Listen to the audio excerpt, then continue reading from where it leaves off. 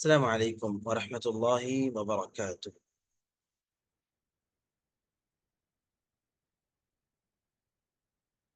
اس وعلیکم السلام ورحمۃ اللہ۔ اس کتاب کو جلد ہی ختم کرنا ہے اور میری کوشش ہے کہ میں آج ہی اس کتاب کو ختم کروں۔ تو میں انشاءاللہ مزید زیادہ تفصیلات میں نہیں جاؤں گا اور اختصار کے ساتھ عبارت خوانی کرتے ہوئے عبارتوں کو پڑھتے ہوئے آگے گزروں گا۔ جہاں واقعی ضرورت ہوگی شرح کی وہاں پر شرح کروں گا، باقی انشاءاللہ تعالی آگے بڑھوں گا۔ تو آج ہمیں پڑھنا ہے پیج نمبر 130 سے۔ پیج نمبر 130 پہ یہ ایک ہیڈنگ ہے، اللہ تعالیٰ کو سفارشی نہ بناؤ۔ اور اس ہیڈنگ کے تحت یہ ایک طویل حدیث یہاں موجود ہے۔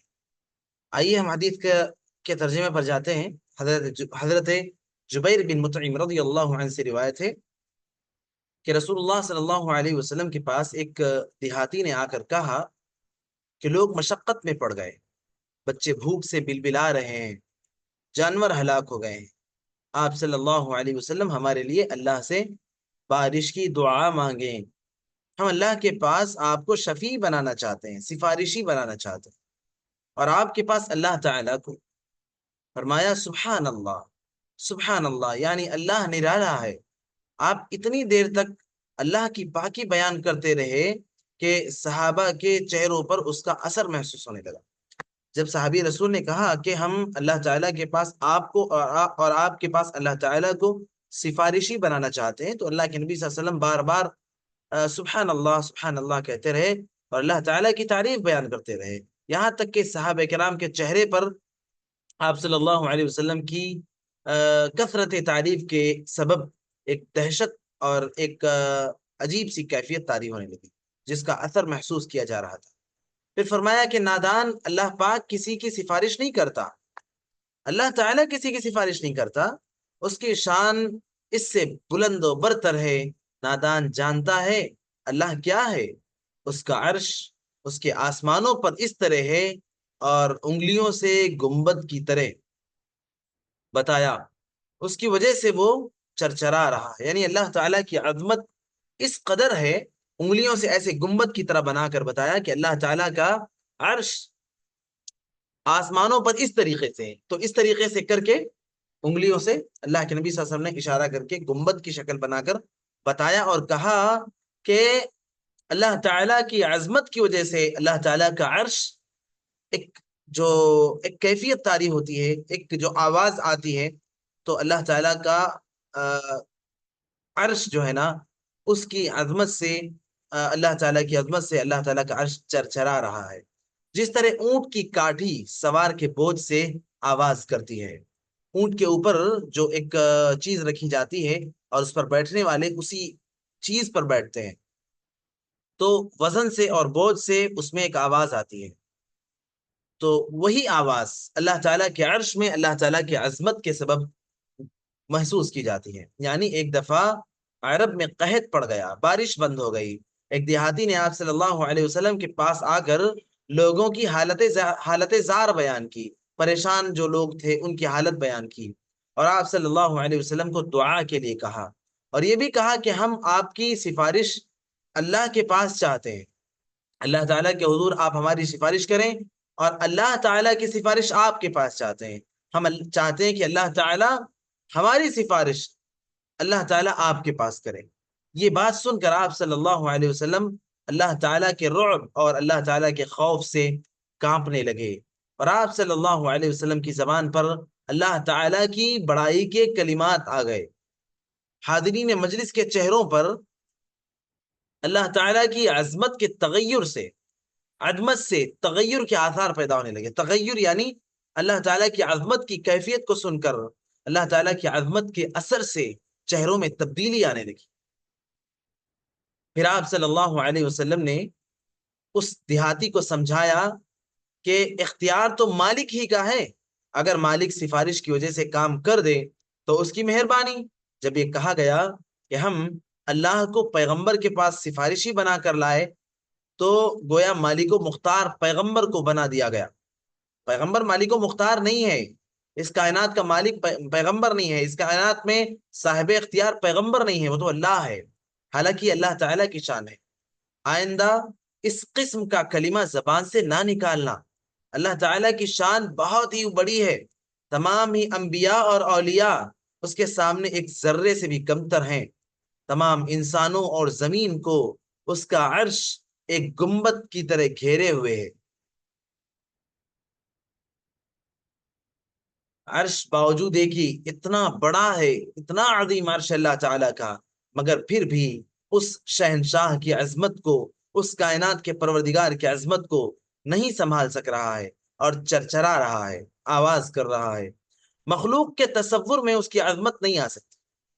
مخلوق یعنی اللہ تعالیٰ کی جو مخلوقات ہیں، ہمارے اور آپ کے ذہن میں اللہ تعالیٰ کی عظمت کا حقیقی تصور نہیں آ سکتا ہے، اتنا عظیم ہے پروردگار، اور اس کی عظمت کو خیال سے ادا بھی نہیں کر سکتا، تصور بھی نہیں کر سکتا، سوچ بھی نہیں سکتا ہے۔ اس کے کام میں دخل دینا، اس کی عظیم سلطنت میں ہاتھ ڈالنا، یہ تو بہت دور کی بات ہے۔ شہنشاہ بلا فوج اور لشکر کے اور بغیر وزیر و مشیر کے ایک آن میں کروڑہا کام کر دیتا ہے۔ اللہ تعالیٰ کی شان تو ایسی ہے کہ اس کے پاس کوئی ایسا لشکر نہیں جن سے اللہ تعالیٰ کام لیتا ہو۔ اللہ تعالیٰ کے پاس کوئی ایسی فوج نہیں ہے اللہ تعالیٰ جن سے کام لیتا ہو۔ اللہ تعالیٰ بس کن کہتا ہے اور کائنات میں جو وہ چاہتا ہے وہ ہو جاتا ہے۔ کروڑہا کام صرف ایک کلمے کے ذریعے اللہ تعالیٰ کر دیتا ہے۔ بھلا وہ کسی کے پاس آ کر سفارش کیوں کرے گا، اور کون اس کے سامنے مختار بن سکتا ہے؟ سبحان اللہ، تمام انسانوں میں سب سے افضل انسان محبوب الہی احمد مجتبی رسول اللہ صلی اللہ علیہ وسلم کی تو یہ حالت کہ ایک دیہاتی کے منہ سے ایک نامعقول بات نکل گئی، ایک غیر مناسب بات نکل گئی آپ صلی اللہ علیہ وسلم کی زبان، ایک دیہاتی کی زبان سے، تو آپ صلی اللہ علیہ وسلم کے دہشت کے مارے ہوش اڑ گئے، اور آپ صلی اللہ علیہ وسلم عرش تا فرش اللہ کی جو عظمت بھری ہوئی ہے اس کا بیان کرنے لگے۔ ان لوگوں کا کیا کہا جائے جو اس سے بھائی بندی کا، سایہ دوستی کا رشتہ سمجھ رہے ہیں، جو لوگ اللہ تعالیٰ سے یہ تصور رکھتے ہیں جو عام انسانوں سے رکھا جاتا ہے، اور بڑھ بڑھ کر باتیں بناتے رہتے ہیں۔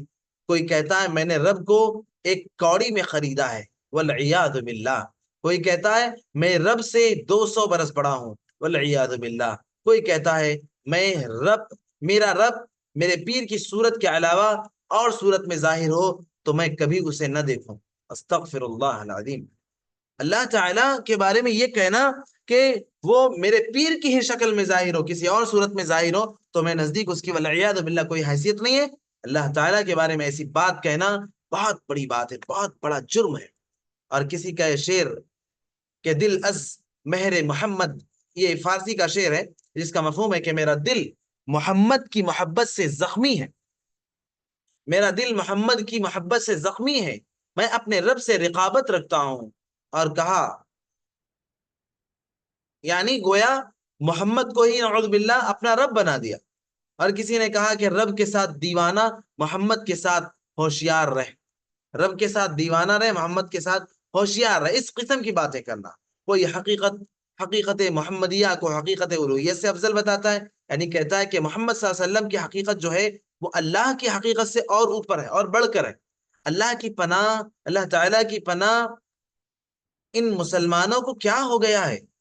یعنی صاحب کتاب افسوس کا اظہار کر رہے ہیں کہ اللہ کی پناہ، اللہ کی پناہ، ان انسانوں کو، ان مسلمانوں کو بھلا ہو کیا گیا ہے؟ قرآن پاک کے ہوتے ہوئے ان کی عقلوں پر پتھر کیوں پڑ گئے ہیں؟ یہ گمراہیاں، اللہم احفظنا، اللہم احفظنا، اللہ ہمیں ان گمراہیوں سے بچائے، اللہ ہمیں ان خرافات سے محفوظ رکھے۔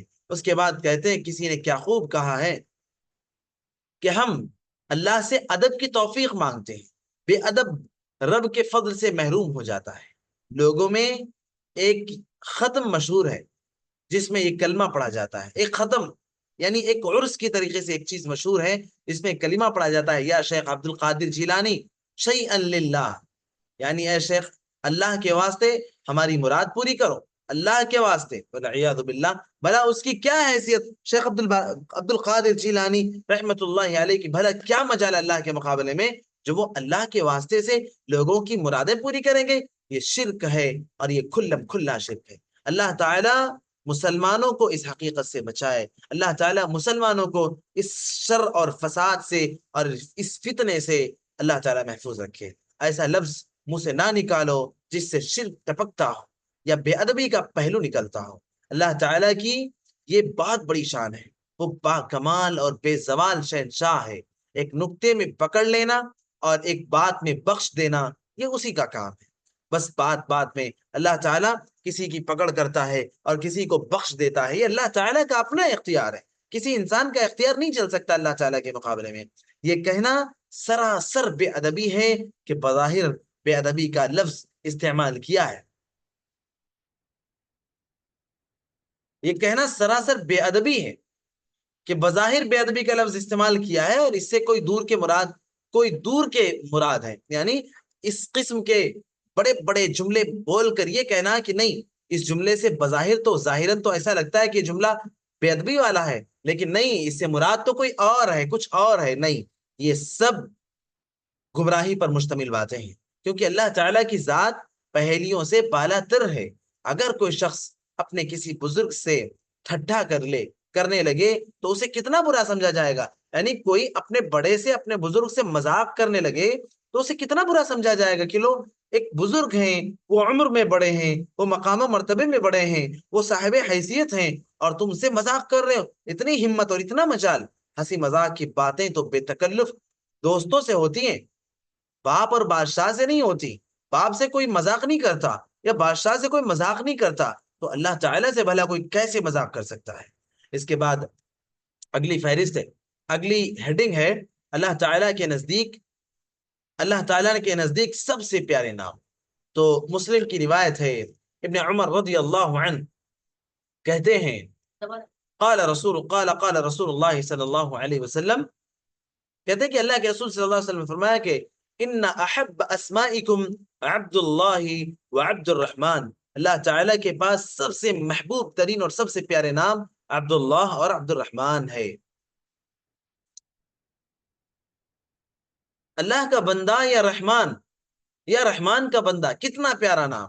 انہی ناموں میں عبد القدوس، عبد الجلیل، عبد الخالق، الہی بخش، اللہ دیا، اللہ داد وغیرہ، یعنی یہ عام زبان میں نام جو پہلے رکھے جاتے تھے اب نہیں رکھے جاتے، پھر بھی اگر کوئی رکھتا ہے تو یہ سب عبداللہ اور عبد الرحمن کے معنی میں نام ہے۔ اللہ تعالیٰ کی جو صفات ہیں، اللہ تعالیٰ کے جو اسماء ہیں، ان اسماء کی طرف عبد کی نسبت کرنا، یا خواتین ہے، بچی ہے تو امت کی نسبت کرنا کہ اللہ کی بندی یا اللہ کا بندہ، تو ایسے نام اللہ تعالیٰ کے نزدیک بڑے محبوب ہیں۔ آج کل نام ہمیں کیسے چاہیے ہوتے ہیں؟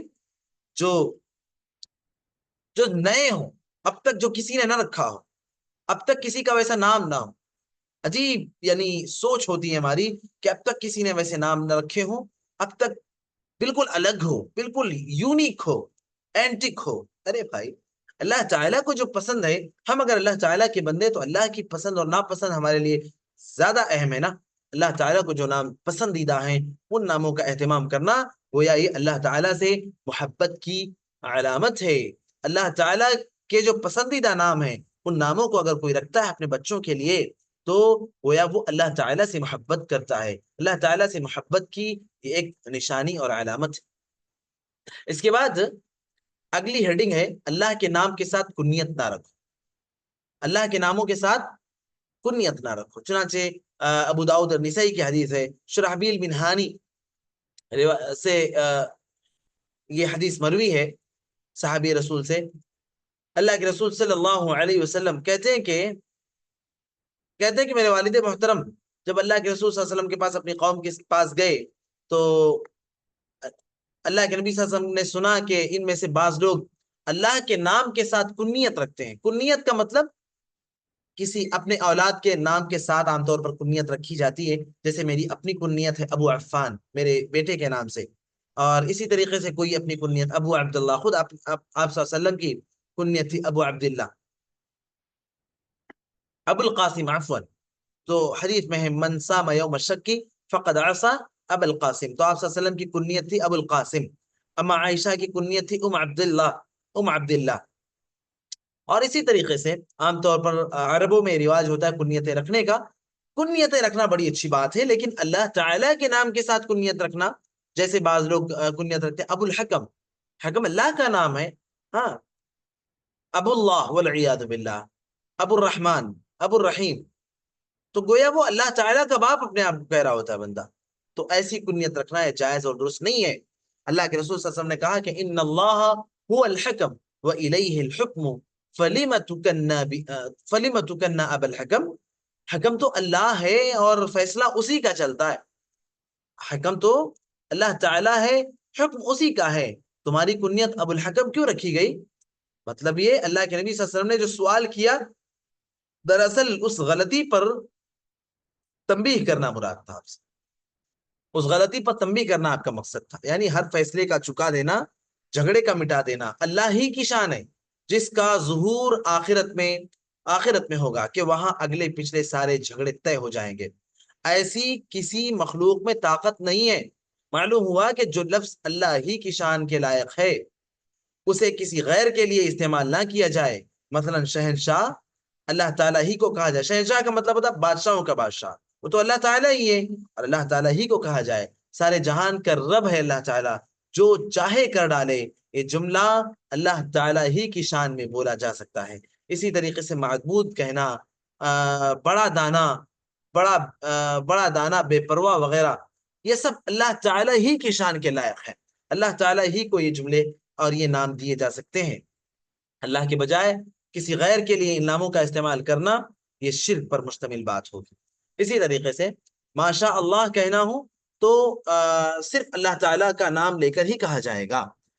چنانچہ حدیث ہے شرح السنہ کے اندر، یہ حدیث موجود ہے، امام بیہقی رحمہ اللہ کی کتاب ہے شرح السنہ. حذیفہ بن یمان رضی اللہ عنہ راوی حدیث ہے، اللہ کے رسول صلی اللہ علیہ وسلم نے کہا کہ لا تقولوا ما شاء اللہ وشاء محمد وقولوا ما شاء اللہ وحده، ما شاء اللہ وحده. کہا کہ یہ نہ کہو کہ اللہ جو اللہ چاہے اور محمد چاہے، یہ نہ کہو، بلکہ یہ کہو کہ جو اکیلا اللہ چاہے. یعنی شان الوہیت میں کسی مخلوق کا دخل نہیں، خواہ وہ مخلوق کتنا ہی بڑا اور کتنا ہی کیسا ہی مقرب کیوں نہ ہو. مثلا یہ نہ کہا جائے کہ اللہ اس کے رسول صلی اللہ علیہ وسلم، اللہ اس کے رسول چاہیں، اللہ اس کے رسول چاہیں گے تو یہ کام ہو جائے گا، کیونکہ دنیا کا سارا کاروبار، سارا نظام، سارا اختیار، سارا تصرف صرف اور صرف ایک ذات اللہ تبارک و تعالیٰ کے ہاتھ میں ہے، اور اللہ جو چاہتا ہے وہی ہوتا ہے. اللہ ہی کے چاہنے سے ہوتا ہے، رسول کے چاہنے سے کچھ نہیں ہوتا. آپ جانتی ہیں رسول نے چاہا تھا کہ چچا ابو طالب ایمان لے آئے، لیکن اللہ تعالیٰ نے کہا کہ نہیں، انک لا تہدی من احببت، تمہارے چاہنے سے کچھ نہیں ہوتا، تم جسے چاہو اسے ہدایت نہیں دے سکتے، ہدایت دینا اللہ کا کام.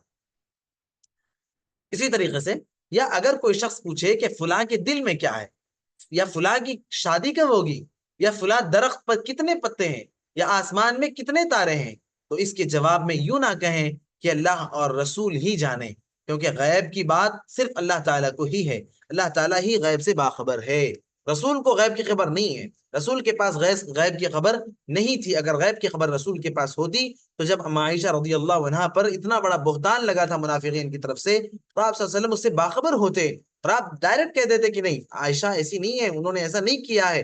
آپ صلی اللہ علیہ وسلم ڈائریکٹ بتا دیتے لوگوں کو، لیکن غیب کا علم آپ کے پاس نہیں تھا.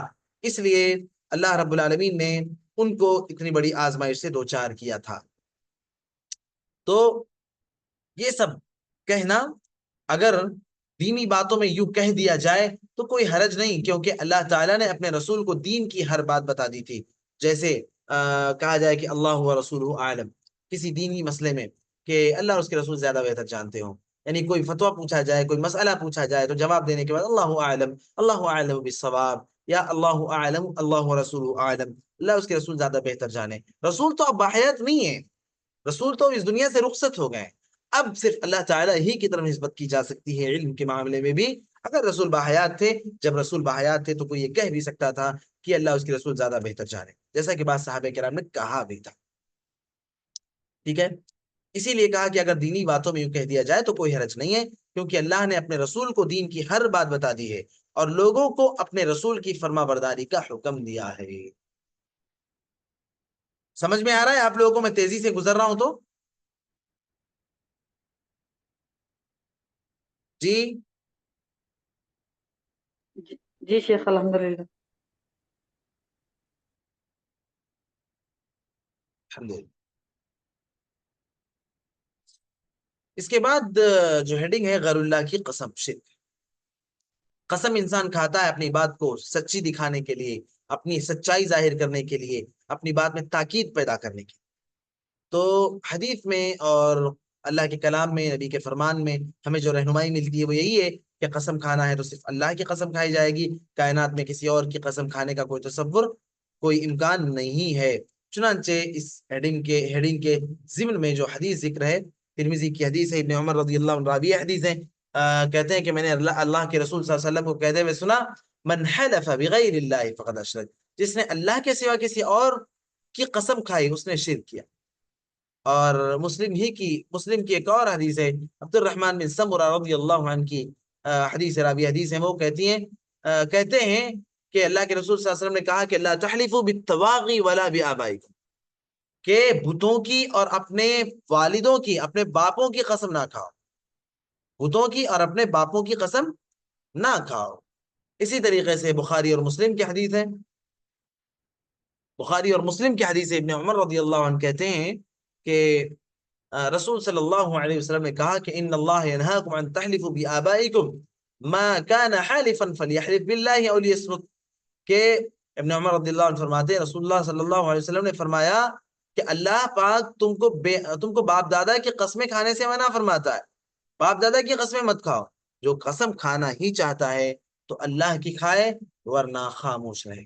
اور بخاری مسلم کی ہی ایک اور روایت بھی یہاں آئی ہے، نبی صلی اللہ علیہ وسلم نے فرمایا کہ من حلف فقال في حلفه باللات والعزى فليقل لا الہ الا اللہ، فرمایا کہ جس نے سبقت لسانی کے طور پر، یعنی غلطی سے زبان سے بات اس سے نکل گئی، لات و عزا کی قسم اس نے کھا لی، یعنی پہلے صحابہ بھی ان کے پاس بھی شرک تھا، وہ بھی شرک کرتے تھے، وہ بھی شرکیہ اعمال انجام دیتے تھے، تو کہا کہ اگر کوئی غلطی سے لات و عزا کی قسم کھا لے، اسے چاہیے کہ وہ فوری طور پر اسے رجوع کرے اور اسے لا الہ الا اللہ کہہ لینا چاہیے۔ اگر ایسا ہو تو فوری طور پر اسے لا الہ الا اللہ کہہ لینا چاہیے۔ لا الہ الا اللہ کے اور بھی بہت سارے فوائد ہیں، انشاءاللہ وقت آنے پر اس پر بھی گفتگو ہوگی۔ یہاں پر کیا ہے کہ زمانے جاہلیت میں بتوں کی قسمیں کھائی جاتی تھی۔ اسلام میں اگر مسلمان کے منہ سے عادت کے مطابق غیر شعوری طور پر بت کی قسم نکل جائے تو فوراً اللہ تعالی فوراً لا الہ الا اللہ پڑھ کر توحید کا اقرار کر لیں۔ معلوم ہوا کہ اللہ کے سوا کسی چیز کی قسم کھانا شرک ہے۔ اگر شعوری طور پر غیر اللہ کی قسم زبان سے نکل جائے تو فوراً توبہ کی جائے۔ مشرکوں میں جن کی قسم کھائی جاتی ہے ان کی قسم کھانے سے ایمان میں خلل آتا ہے۔ مشرکوں کے ہاں جن چیزوں کی قسم کھائی جاتی ہے ان چیزوں کے قسم کھانے سے ایمان میں خلل آتا ہے۔ اس کے بعد کی اگلی ہیڈنگ ہے نظروں کے بارے میں حضرت صلی اللہ علیہ وسلم کا فیصلہ۔ چلیے ہم 2 منٹ آپ کو دیتے ہیں اور 2 منٹ میں تھوڑا سا ریسٹ کیجئے، پھر ہم لوٹتے ہیں آپ کی طرف انشاءاللہ۔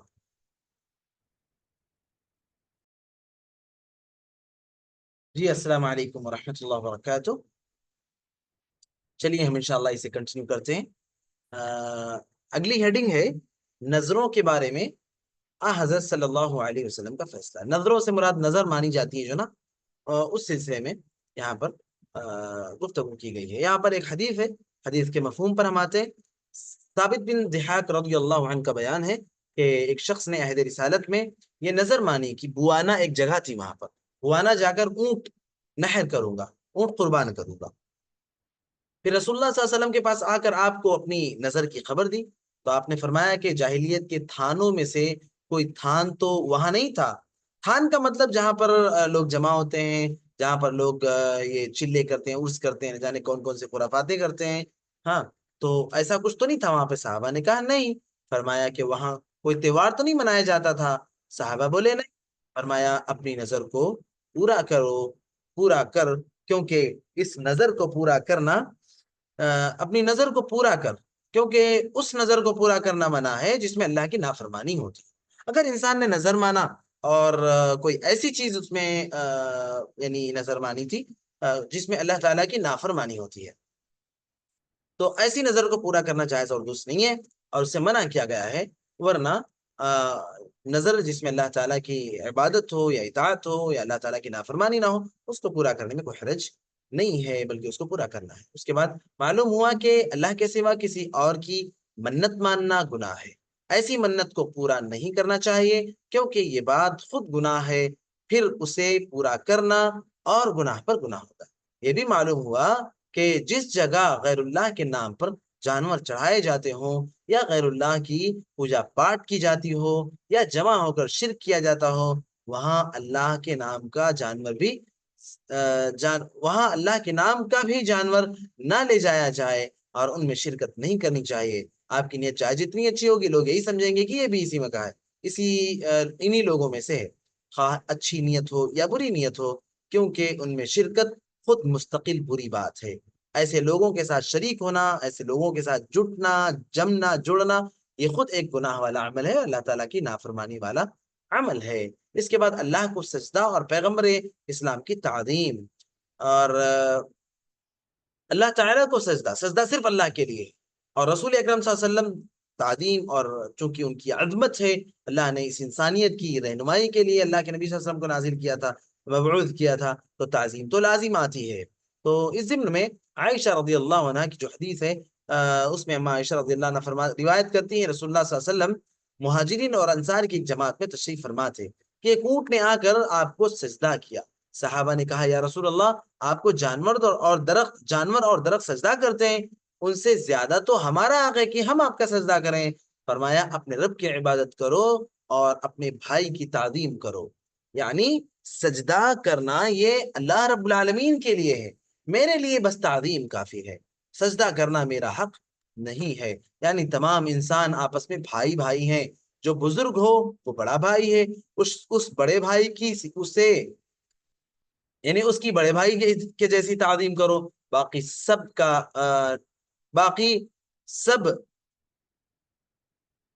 رب اللہ ہے، سب کا مالک اللہ ہے، عبادت اسی کی کرنی چاہیے. معلوم ہوا کہ جتنے اللہ کے مقرب بندے ہیں، خواہ انبیاء ہوں یا اولیاء ہوں، وہ سب کے سب اللہ تعالیٰ کے بے بس بندے ہیں اور ہمارے بھائی ہیں، مگر اللہ تعالیٰ نے انہیں بڑائی بخشی ہے. بڑائی بخشی تو ہمارے بڑے بھائی کی طرح ہوئے.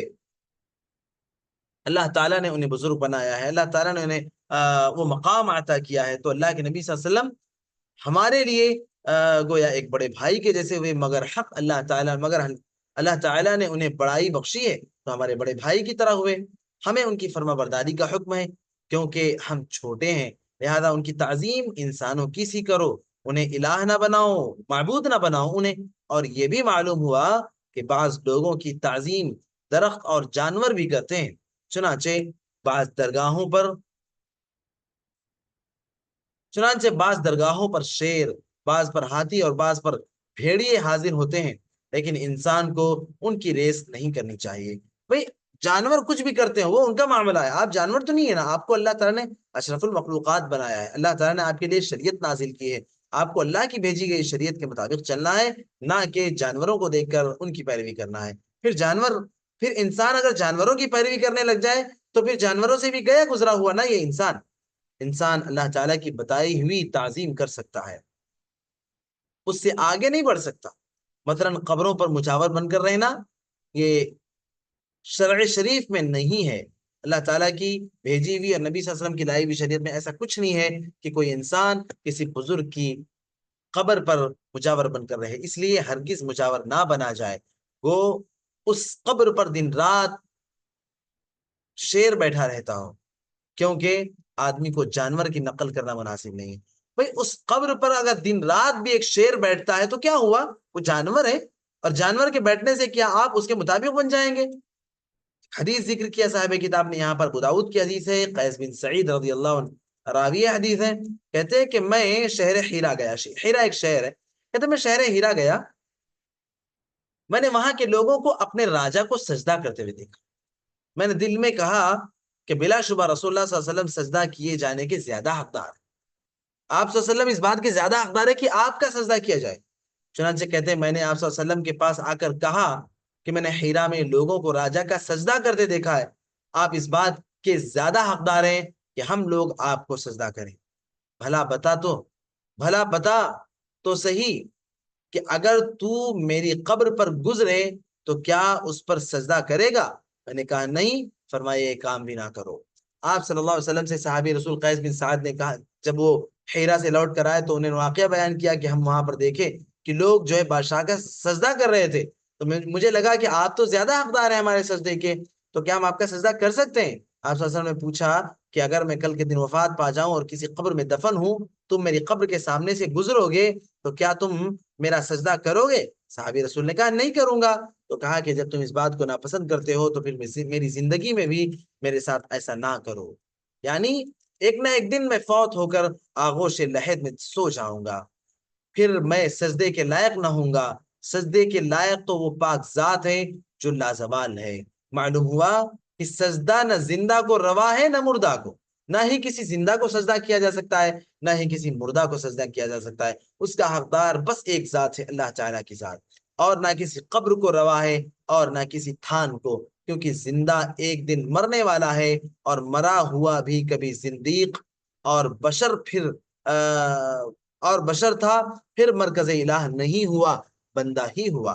ہاں جب وہ بندہ ہی ہے تو بھلا بندہ معبود کیسے بن سکتا ہے؟ یہ نہیں ہو سکتا، بندہ بندہ ہی ہے، معبود کی صفات اس کے اندر نہیں آ سکتی، تو اس کے لیے سجدہ کرنا ہے جائز اور درست نہیں ہے۔ ایک اور چھوٹی سی ہیڈنگ ہے کہ کسی کو اپنا بندہ اور بندی کہنا جائز ہے نہیں جائز، کسی کو اپنا بندہ یا بندی کہنا جائز ہے یا نہیں جائز ہے۔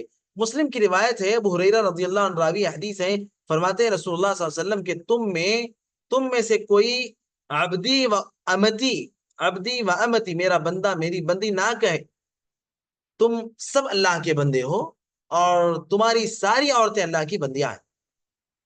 غلام اپنے سید کو اپنا مالک نہ کہے، غلام اپنے سید کو اپنا مالک نہ کہے، کیونکہ تم سب کا مالک اللہ ہی ہے۔ معلوم ہوا کہ غلام کو بھی آپس میں ایسی گفتگو سے پرہیز کرنا چاہیے کہ میں فلاں کا بندہ ہوں اور فلاں میرا مالک ہے، پھر خواہ مخواہ بندہ بننا، عبد النبی بننا، بندہ علی بننا، بندہ حضور بننا، پرستار خاص بننا، امرت پرست بننا، زن پرست بننا، ہاں پیر پرست بننا، خود کو یہ ساری چیزیں کہلوانا اور ہر کسی کو خدا وند خدائگان یعنی خداؤں کا خدا اور داتا کہہ دینا، دینے والا کہہ دینا، کس قدر بیجا ہے اور کتنی بڑی گستاخی ہے، ذرا اور کتنی بڑی گستاخی ہے، ذرا سوچو، ذرا سی بات میں کہنا کہ تم ہماری جان اور ہمارے مال کے مالک ہو، ہم تمہارے بس میں ہیں، جو چاہو، یہ سب باتیں محض جھوٹ اور شرک پر مبنی ہیں، ایسی باتوں سے پرہیز کرنا چاہیے۔ تو انشاءاللہ اگلے دن ہم کل کے درس میں 141 پیج نمبر سے پڑھیں گے، تعظیم رسول اور کے متعلق اسوہ حسنہ سے انشاءاللہ تعالی۔ آج کے لیے اتنا بس، السلام علیکم ورحمۃ اللہ وبرکاتہ۔ اگر کسی کا ڈاؤٹ ہے تو واٹس ایپ کے ذریعے سے ہم سے پوچھ سکتے ہیں۔